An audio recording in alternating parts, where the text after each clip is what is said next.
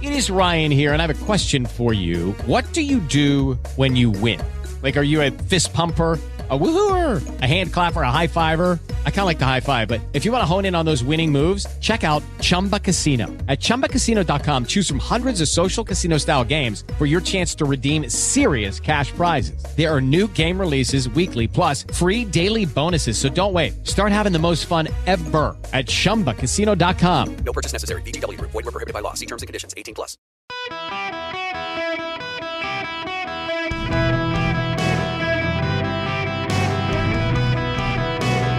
Welcome to the Eric Erickson Show podcast, Hour 3. Hello, America. Welcome. It's Eric Erickson here across the nation. The phone number, 877-973-7425.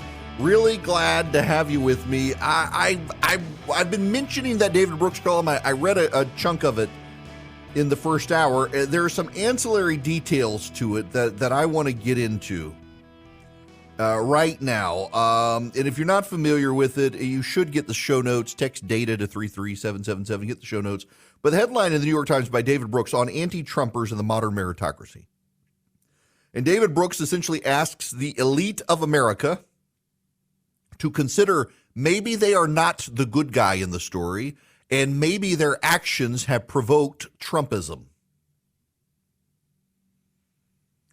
I'll be candid with you.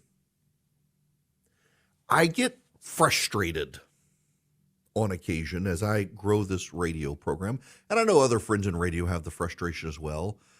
So much of it depends on who you know and your connections. I started off being a lawyer, and through my law firm was connected to a group of guys starting a website called Red State. I was asked to take over. I became the editor of Red State. I left my law job to be the editor of Red State, which led to a job at CNN for 3 years, which led to a job in talk radio, and then transitioned to Fox News for 5 years. And I have, to a degree, I do think paid somewhat of a penalty for living in middle Georgia. I live and typically broadcast from Macon, Georgia. For a long time, I had to drive up to my studio in Atlanta every day, and they were kind enough to put a connection in my house, and I could do the show from my house. I now have a very nice office. I have a great view. If you see the videos, you can see the view out my office of downtown Macon, Georgia, where I tend to broadcast from. For the longest time, my flagship station, WSB, when I was local host, are like, don't tell people that. Just tell people you're from South Atlanta. But I live in Macon. I was on the city council. I ran for office. I got elected. I was a lawyer here. I did criminal law. I did business law. And then I got hired by CNN for a while, and their pitch at the time was that we're a news network headquartered in Atlanta, Georgia. We have nobody on our network who sounds like they're from there or relates to people who live there. And that was my segue in. And then I get into talk radio and slowly over time syndicate into radio. And I've had deep frustrations about the growth of the show. I've got a great syndicator now. But it really has depended on who you know and your connections over time. And being in New York gives you an advantage. It doesn't matter how good you are. A lot of it is the connections you have. And there are frustrations there. I've got those frustrations. You know, I was a lawyer. I was a writer. I was a blogger. I was a TV guy. This job right here behind this microphone, it is the only job I've ever had in my life where on a regular basis, I think, you know what? I actually am good at this. Some of you may disagree, but I know what my ratings are.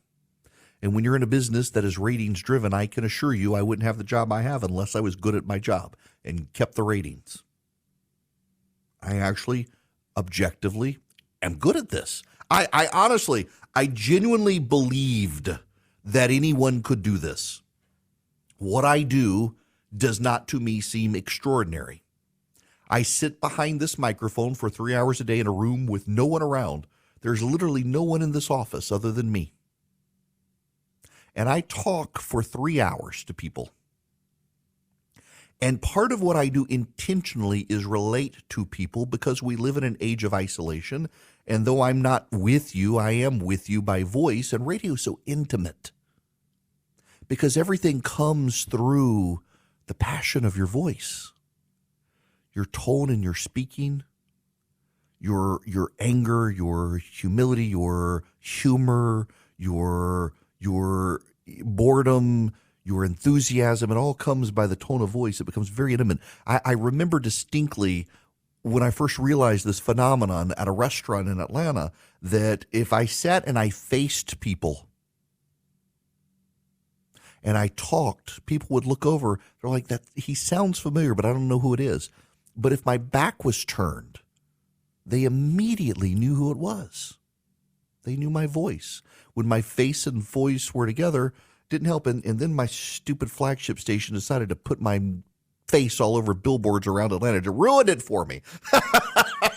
And they were like, "Oh my God, I look at your face every day. You really do have a face for radio. It's all WSB's fault." Now everybody knows where to look at that, and I was on Fox and CNN. But nonetheless, I those billboards, there's still one up in Atlanta somewhere, and it's way past time. It advertises my old show from 4 to 7 in the evening, and every once in a while, someone sends me a picture of it, and it hadn't been taken down yet. But yeah, I started that way to say I am in a weird world. I am from Jackson, Louisiana. Jackson, Louisiana is a small town. You know, Jason Aldean's Try This in a Small Town. Jason Aldean is from Macon, Georgia, where I'm broadcasting from. Macon, Georgia has stoplights. The town that I grew up in tried to put a stoplight in the 70s, and it scared the horses, and they took it out. I'm not making that up. They now, on the outskirts of town, by a Dollar General, have a stoplight, but that's a new addition. When I was growing up, there was no stoplight. The town is small. It's about 1,000 people, but you have to count the mental patients at the state hospital to get to 1,000 people. It's a small town. Everybody knows everybody. Everybody's in some way related to everyone else. It's a small town. And I went from there to Dubai when I was 5 years old. Charlie, I don't know if you know this or not, but I grew up in Dubai. We would fly back and forth to Louisiana during the summer. We'd go home in the summer and go back to Dubai at the end of summer for school. I have been to more countries than states. I got a scholarship to go to Duke University. I chose instead to go to Mercer University, my alma mater, and I stayed there for law school. They were much nicer people. At Duke, everyone wanted you to know you needed them. They did not need you. At Mercer, they were very nice, and I stayed, and I liked it. And I stayed in the town. I stayed in the city. I married my wife. We've chosen to raise our family here. And I've turned down offers to move to New York, and I've turned down offers to move to Washington. I should be among that elite. And I chose not to be. And it's always funny to encounter people online. This happened to me yesterday when I was discussing the Trump indictment and the flaws I saw in the indictment. Someone was like, "Well, where did you go to law school?" As if I did. Actually, I did go to law school, and I practiced criminal law, you idiot, with your pronouns in your bio. People, I remember at CNN and at Fox, people would have these conversations. Be like, "Oh, yeah, I remember going to this particular place in the Middle East," and they'd look at me incredulously like, "Who are you to have been there? I grew up over there." I say all that to say that the stereotyping of the elite in this country is one of the worst things any of us encounter. People talk about racial identity in this country. The elite in this country, the intellectual elite, and they lean to the left, tend to be far more racist than anyone else you encounter. You know, John Hamm, the actor, a progressive, a liberal, he's been seen a lot in the metro Atlanta area. Bill Maher asked him about Atlanta. You know what he said? They just stood out in my mind. He said the thing that shocked him about the city of Atlanta is that black and white people all eat at the same restaurants. There is a level of racism among the progressive elite in this country, and they disguise it as paternalism. The white elite in this country, they're very passionate about DEI, not because they really care, but because it makes them feel good about themselves. They really don't want diversity. They don't want equity. They don't want inclusion unless you think exactly like them. It's all very superficial. They want a black person on the staff as long as that black person thinks exactly like them on every issue. You find this across the board. The elite in this country are the most bigoted, insular people in the country. But there's a danger for the rest of us. And it is that we begin to reflect their insularity. Do you know the best predictor of happiness in America? There's new research out. The best predictor of happiness in America is Americans who are married with children. They tend to be better off financially. They tend to be better off with their health. They tend to be better off with their outlook on life. They tend to suffer depression less. Healthy, happy families breed healthy, happy people. And increasingly, the elite become single and bitter, and they don't want to get married. They want to stay isolated. They want to stay insular. They want to stay single and mingle. And we're seeing people outside the elite begin to behave that way, it's a trickle-down cultural phenomenon from the elite. The way that the upper echelons of society work, everyone else thinks they can. And this was part of David Brooks' piece, is that, you know, we got rid of the whole idea that you shouldn't have children out of wedlock. That was bigoted of us to say, if you want to have kids out of wedlock, have kids out of wedlock, except one of the number one indicators of poverty in America is, did you have children out of wedlock? The poor can't really get ahead when they don't have a family institution around them. So the rich got rid of the moral constraints of children out of wedlock, and they themselves kept getting married while others didn't, and it ruined lives. Or drugs. Do you know how many rich cocaine addicts there are in this country, and they can get away with it, and they can pay for rehab, and they have support structures around them to let them get away with it and not get arrested? You find some poor schlub middle class who's a CPA and he gets addicted to cocaine, good luck. It's going to ruin his career. It's going to ruin his marriage. It's going to ruin his kids, and he's probably going to take his life. The upper income echelons of America can do drugs and lead a hedonistic lifestyle and pay little consequence. Everybody else has lots of consequence. That money insulates them. Their surroundings insulate them.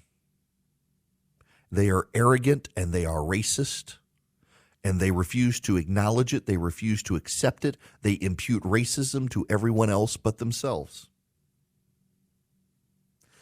And you risk the danger of emulating them because they're held up as a cultural symbol. These elite, we're supposed to be like them. Everybody wants to go to the Ivy League. No, you don't. You don't need to do that. In fact, you can live a very good life. You can take the Dave Ramsey model, manage your money, pay down your debt, and actually have a better life. You get married, you stay married, you have kids, you're going to be happier than the elite. And they're going to hate you. And they're going to hate your children. And they're going to put up roadblocks to your success. You know, and again, I look back on my own career. I have never really been in a clique or a tribe per se. And that has hurt me to various degrees over time. Like, I will be just as critical of my own side as the other side. And people want me to pick a lane and stay in it. You can't criticize your side. You can't criticize Trump. You're conservative talk radio. You got to be for Trump, all these things. It's absolutely crazy. The amount of people who absolutely expect you to be in a lane and stay in that lane. You're never allowed out of that lane, as opposed to being an independent, unique individual. And it's very often the elite who are the ones who expect you to pick a lane and stay in that lane. They don't like people to challenge them. And I guess what I'm saying is there becomes so much pressure to conform to the ways the elite want everyone else to be. You should not do that. You should be a unique individual. Think for yourself. Don't be in a tribe. Be willing to hold your own side accountable. Be willing to call balls and strikes on your own side. And get married, stay married, have kids. Don't be single for the rest of your life. And you'll be amazed at how far you'll actually thrive in life. Because at the end of all things, having a support structure of good family around you is going to do you a whole lot more good than having a degree from Harvard. Having non-drug-addled children who actually go to church and believe in something greater and better than themselves is far better than having a kid like Hunter Biden in your life. The elite will get their comeuppance, and they're starting to realize it with the way they've advanced against the middle class, against those who didn't go to college, the way they want those who didn't go to college to bail them out of their college loans. They're starting to get their comeuppance. They're starting to face a hell on earth of there are more of us than there are of them, because those of us who aren't like them, we tend to get married and stay married and have kids and procreate and eventually breed them out of existence. And also, a lot of our kids, some of them may wander off and become progressive, but a lot of them stay with us and stick to our values and wind up voting, and we outnumber them. And I don't think they're going to have the humility to recognize what David Brooks wrote at the end of his piece, that final bit. It's the thing that echoes today on social media among the left considering his piece. We can condemn the Trumpian populace all day until the cows come home, but the real question is, when will we stop behaving in ways that make Trumpism inevitable? I suspect when it's dominant. Whether it's with Trump or someone else, it will be, thanks to the behavior of the elite. I am a small businessman. The company that I run for my radio show, it's a small business. I've got employees. I don't have HR. You may be in that situation, and you may really need HR. Well, you may want to talk to Bambi. When running a business, your employees can create all sorts of interesting situations, and they could get you in trouble. What happens when two employees are squabbling? One of them smells bad all the time. What do you do? How do you navigate the rules? With Bambi, you get access to your own dedicated HR manager starting at just $99 a month. They're available by phone, email, real-time chat. Onboarding and terminations run smoothly. Team members reach peak performance. Your business stays compliant with changing HR regulations. Let Bambi handle your employees for you. Their HR autopilot automates important HR practices like setting policies, training, and feedback. Listen, you want U.S.-based HR managers who give you experience, expertise, a personal touch you need to make it seem like they're a part of your team. They could cost $80,000 a year, but Bambi starts at $99 a month. Schedule your free conversation today to see how much Bambi can take off your plate. Go to Bambi.com right now. Type in Eric Erickson under podcast when you sign up. It'll help you. It'll help your company grow. It'll help you keep peace of mind. It's spelled B-A-M-B-E-E. BAM, B-E-E.com. Bambi.com. Type in Eric Erickson. Welcome. It's Eric Erickson here across the nation. The phone number 877-973-7425. Let's go to the phone. Patricia, you're going to be next. Welcome. Hey, Eric. Hi there. First time caller, but I do listen to you throughout the week. Not Thank every you. day, but anyway, my question is, how does anything with Trump in comparison to Clinton hiding these secret tapes in a sock drawer and keeping them behind his socks so nobody would see them? Why is nobody going after that? You know, or even mentioning it, for that matter. Also, go ahead. Hold on. This is a twofold question, then I'll just hang up and I'll listen to you on my Bluetooth. Does they constant going after Trump actually open the door now for other presidents to go after former presidents? Well, I mean, obviously, it depends on the statute of limitations as to whether not you can go back. And I got to say, again, I agree with my buddy Dan McLaughlin, who writes at National Review, that the scandal is not so much that they're going after Trump for the classified documents or really even January 6th. The scandal is that we didn't go after Bill Clinton, or we didn't go after Hillary Clinton, or we didn't go after all these other people. That there is two standards of justice, but it's really notable. It's the Republicans who held their fire. The Democrats have rushed forward in the name of vindication or what have you. And I think we're going to see Republicans from here on out move with gusto in the same way. Precedent matters. Merrick Garland has chosen, despite all of the evidence, to not have a special prosecutor investigate Hunter and Joe Biden. At this point, it's clear Joe Biden lied. He was involved in phone calls with Hunter Biden's business partners. He can claim he was only talking about the weather or not, but it was really whether or not he was going to get paid is what he talked about, it seems. If Merrick Garland is not going to put a special prosecutor in place, no Republican attorney general ever going forward should hire a special prosecutor to investigate a sitting president. If Merrick Garland can't do it, no Republican should ever do it. These precedents matter, and that's the new precedent, thanks to the Democrats. Did you know China has made it a priority to teach students financial literacy starting in preschool? Financial literacy isn't taught in our elementary schools, and parents lack the resources to teach it at home. American kids are yet again being left behind. Now there's a great way for parents and grandparents to help the kids they love learn about finance, thanks to The Sensibles, and at bcs-kids.com. The Sensibles are a team of animated superheroes who help kids age 6 to 12 develop smart money habits in a fun way. bcs-kids.com was created to channel this multimedia resource to kids everywhere. Buy a subscription for your loved ones, and each month they'll get a Sensibles kit in the mail with an entertaining DVD, comic book, and activities. Digital subscriptions are also available. They'll also get access to an interactive website with a library of lessons, fun activities, and more. Want 20% off the monthly subscription costs? Visit at bcs-kids.com. Enter the promo code ERIC, my name, ERICK. It's the sensible thing to do. Subscribe today at bcs-kids.com.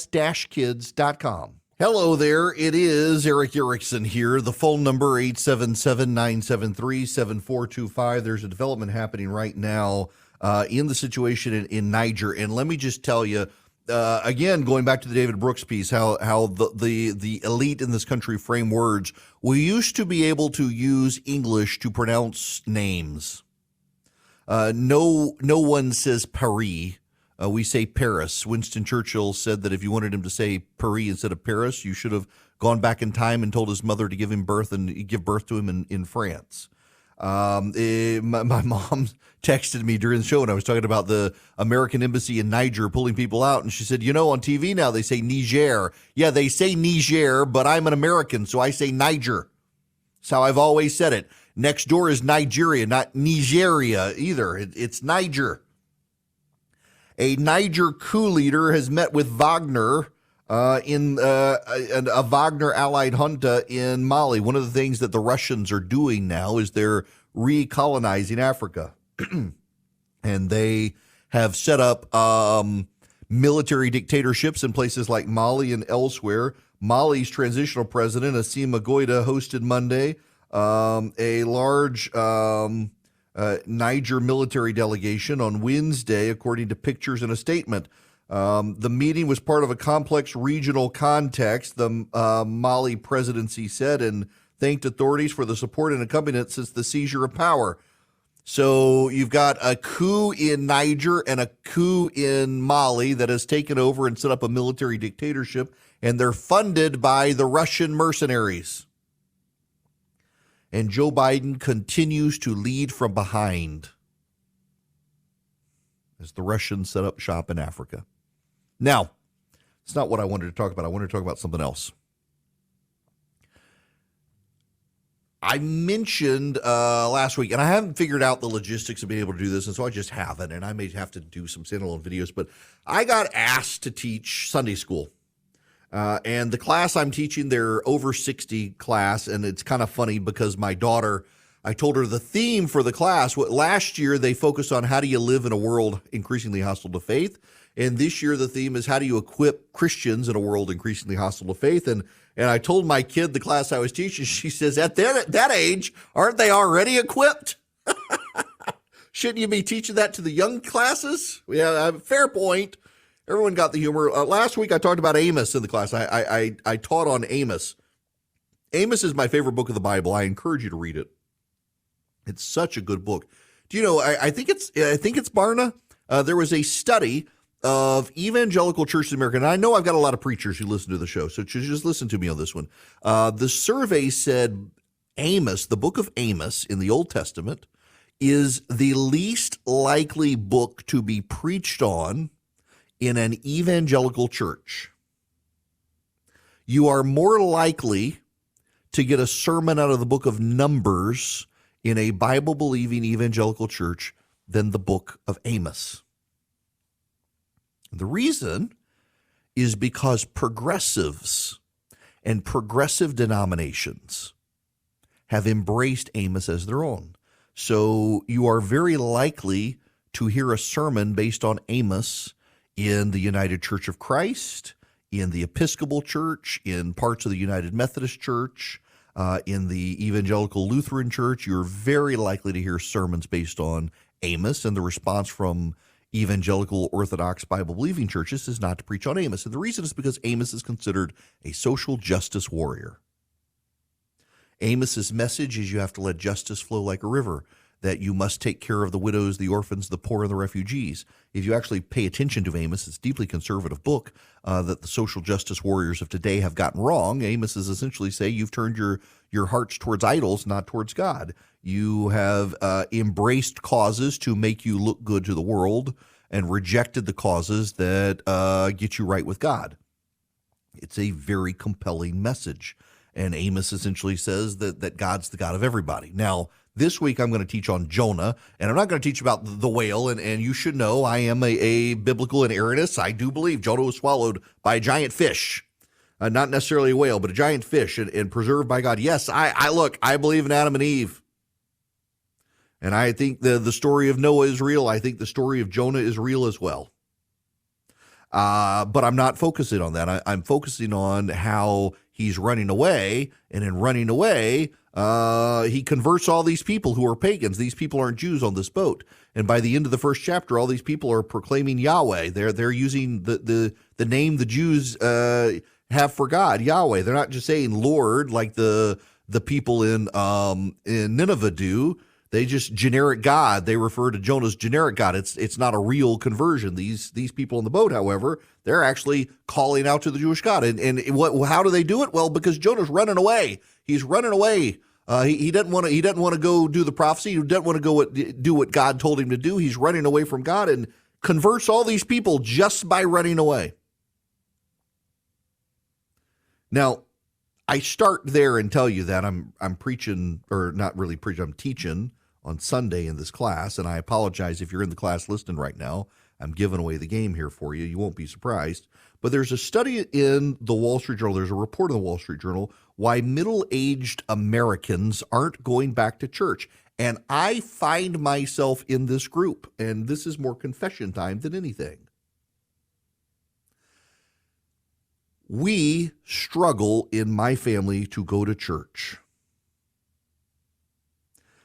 We typically will go to Sunday school and not church. And the reason is because we have just gone through like nonstop. We're all sick. Somebody's sick in the house. Somebody gets sick. And it's just like nonstop. It happens. And we're just in that period of life. And everybody goes through periods of life right now. So this story in the Wall Street Journal is why middle-aged Americans aren't going back to church. Americans in their 40s and 50s often identify with a religion, but they're also in the thick of raising kids, caring for aging parents, juggling demanding jobs that spill into the weekends. During the pandemic, many got out of the habit of going regularly to religious services and didn't resume. Some have been drifting away before or became disillusioned by church scandals or positions on social issues. The percentage of people aged 35 to 57 who attended a worship service during the week, either in person or online, fell to 28% in 2023, down from 41% in 2020. This was the largest percentage point drop of all age groups examined in a survey of 2,000 adults conducted by the Cultural Research Center at Arizona Christian University. And I got to tell you, getting out of the habit of going to church on Sunday, it has been so hard to get back into the habit and then to have the curveballs of illness. My wife, on her chemo pill, she has these weird side effects. And there are days we are pulling out of the driveway and suddenly her stomach just goes to war with her and she's got to go back to the house. Or the kids get sick, or I get sick, or you're just feeling exhausted from the weekend. You've worn yourself out on a Saturday trying to get up on a Sunday.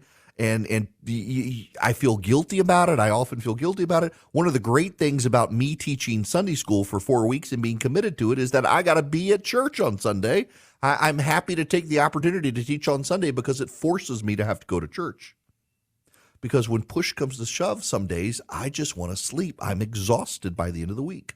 And these next few weeks are going to be so exhausting. I've got the gathering coming up the 17th, 18th, and 19th. Then I got to teach Sunday school on Sunday the 20th. And then I'll be back in Atlanta on the 21st for a Mets game. I'm going to be exhausted. Last thing I want to do is wake up early on a Sunday and go to church. And I hate to be that way. It sounds terrible saying it out loud, but it's true. But everyone goes through seasons of life. The question is, do you get through the season of life or not? But one of the other interesting things along the way that's happening with people in their 40s and 50s right now who are leaving churches is how many of them aren't leaving the faith, but also how many of them are. And do you know where a person who leaves the faith most likely goes? And this is a really telling point. When someone stops going to church and they give up on faith, do you know what they do typically? And I'm talking 7 out of 10 of them, 70% of the people who walk away from a church life and give up on worship life and give up on faith, 70% of them, do you know where they go? Politics. They've traded one religion for another. When you walk out the door of the church, you're either eventually going to go back to it or you're going to start going to political rallies that are going to satisfy you. And the problem is, of course, politics is a cruel mistress and an even crueler God. You win some, you lose some. When you lose them, you're more likely to think the other side has stolen it from you. There's no forgiveness. There's certainly no grace in politics these days. It's a whole different world. So, we're trying to do better, and we really want our kids to be in a worshipful habit on Sunday. We really want our kids to go to church on Sunday. And my daughter, I think she's planning on going to my alma mater now and staying at home. We're trying to convince her that it would be good for her to live in the dorms, and I'm trying to convince her that whatever you do, actually going to a church would be a good thing. And she said a couple of weeks ago, she said, Dad, if I do this, are you okay with me finding a different church to go to? Like, yes. Go live your own life. Find your own church. Find one you feel connected to. I would love them to go to church with me, but I'd much prefer them to go to church than to go to church with me. I am concerned, though, because there's a great quote the other day in a story about politics in churches. And a Southern Baptist pastor in Ohio said that when a member of their congregation goes full MAGA, that is, they are fully on board the politics of Donald Trump, they tend to leave the church. It is an all-consuming cult personality. And I don't mean that insultingly. I don't mean that about the president. It's just y'all know the people I'm talking about. They get fully involved in the politics of their politics. It becomes a religion to them. And it doesn't matter whether they're full-on progressive or full-on hardcore Trump supporter. That tends to be the dominant thing in their life. It's weird to me to see friends of mine, longtime friends of mine who were never into politics, and they've suddenly gotten into politics on the left or the right, and it's all they can talk about. They can't have a conversation about the weather. It's all about politics. It becomes all-consuming. And people across the board, left and right, not center, but left and right, they are becoming idolaters worshiping politics, and it becomes the central axis of their life. Where for a person of faith, their life revolves around church, unless you're like me and our attendance has been sporadic, unless I'm teaching on Sunday. But it's always there. It's always mindful. You're reading scripture and stuff, and instead you're reading political speeches. You're listening for the latest clip on YouTube. You're looking for the latest memes. Memes have become like hymns to the religious. Memes have become hymns to the overly political. They don't share the lyrics of In Christ Alone. They share the latest Trump meme. It's a really weird thing, y'all. It's a really weird thing we're going through right now. And I'll tell you what it ultimately is.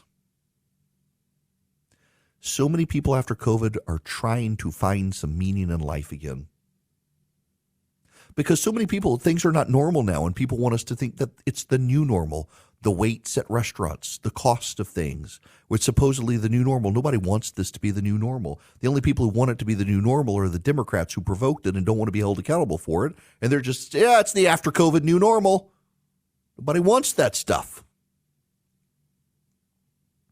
All I will tell you, I'm not telling you to go to church. I'm not trying to proselytize you.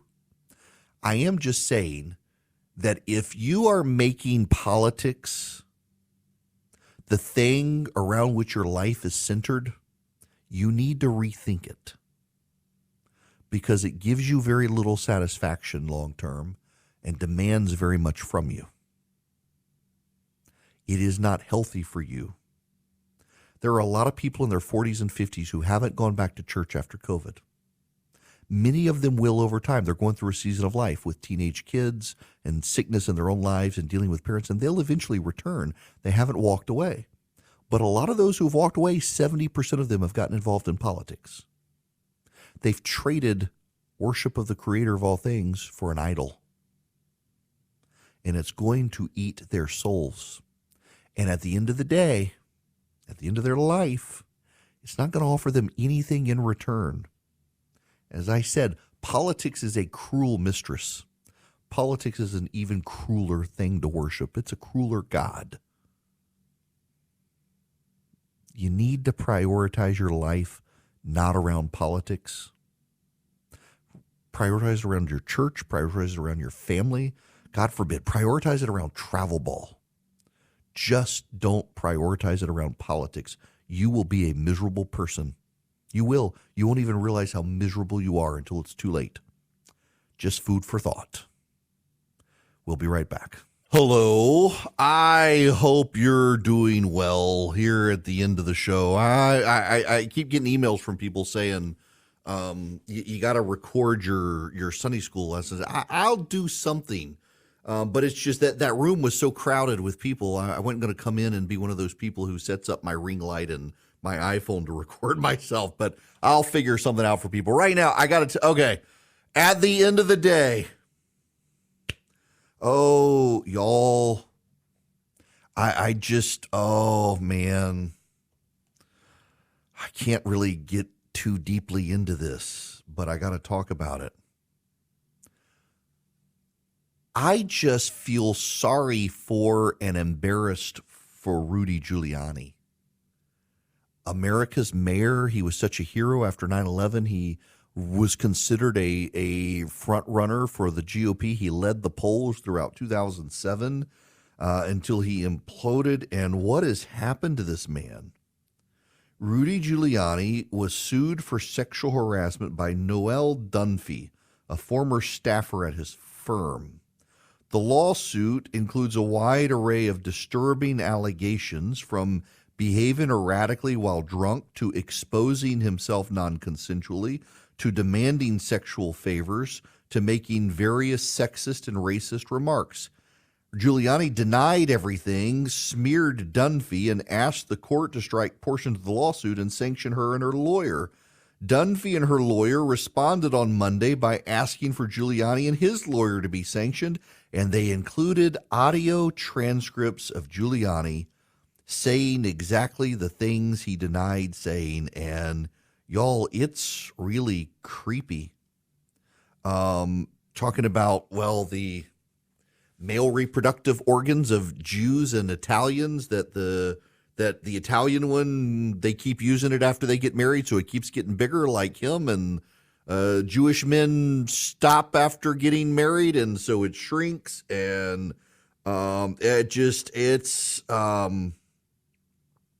my gosh, y'all, it's I can't really go into it, but it's embarrassing, and it's like the crankpot theories that he articulated after the election. I mean, there was some really just dumb stuff that he at the time, I think, really believed it. He believed some of the stuff he was saying, like the interference with the spy agencies and the Italians, and then he had the press conference at the Four Seasons landscaping place. They thought it was the Four Seasons Hotel, it seems, and they showed up at the landscaping place instead. And then he had the hair dye start leaking when he got hot and got sweaty, and it started leaking out his face. This was America's mayor, and now he's a joke. I mean, he's the punchline of jokes.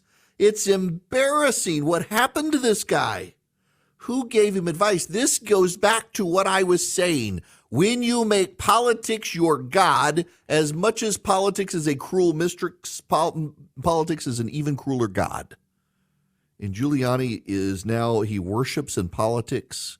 He's just in politics. He has no outlet other than politics. And this is just embarrassing and sad to see America's mayor, the hero of 9/11, become the punchline of a bunch of bad jokes and be exposed as being just a not great person. My goodness, it's just sad. Hello, it is Ryan, and we could all use an extra bright spot in our day, couldn't we? Just to make up for things like sitting in traffic, doing the dishes, counting your steps, all the mundane stuff. That is why I'm such a big fan of Chumba Casino. Chumba Casino has all your favorite social casino-style games that you can play for free anytime, anywhere with daily bonuses. That should brighten your day a little. Actually, a lot. So sign up now at ChumbaCasino.com. That's ChumbaCasino.com. No purchase necessary. VGW Group. Void where prohibited by law. See terms and conditions. 18+.